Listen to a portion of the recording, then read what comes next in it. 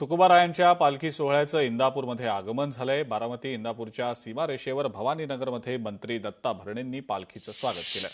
तुकोबांचा पालखी सोहळा आज इंदापूरच्या सणसरमध्ये विसावणार आहे। बळीराजाच्या चेहऱ्यावर हसू फुलू दे असं कृषी मंत्र्यांनी पांडुरंग चरणी साकडं घातलेलं आहे। याच संदर्भात कृषी मंत्री दत्तात्रय भरणे यांच्यासोबत आमचे प्रतिनिधी सुंदर कुसाळकर यांनी संवाद साधलाय। पाहूया।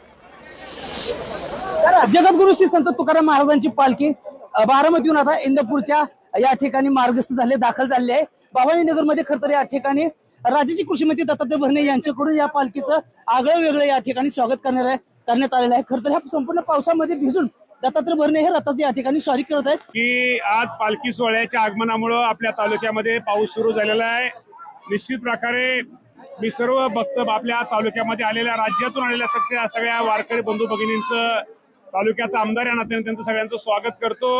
आणि निश्चित प्रकारे पालखी सोहळ्याचं आम्हाला हे लागलं एक त्यांचा पायगुण चांगला लागला आणि असाच पाऊस ह्या राज्यामध्ये सर्वदूर पडावा असं पांडुरंगाला साकडं घालतो। प्रकारे पांडुरंगाच्या आशीर्वादाशिवाय तर माणसाच्या आयुष्यामध्ये काय होऊ शकत नाही।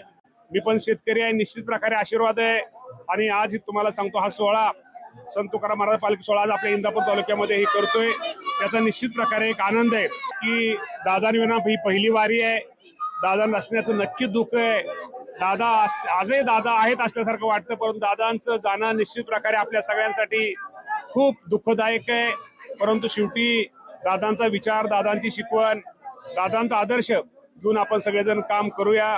नक्की दादांची आज आपल्या सगळ्यांना आठवण राहते, कारण का सर्वांसाठी झटणारा, सर्वांच्या कामाला येणारा नेता आज आपल्यात नाही, याचं नक्की दुःख आपल्याला आहे। सुंदर कुसाळकर, लोकशाही मराठी, इंदापूर।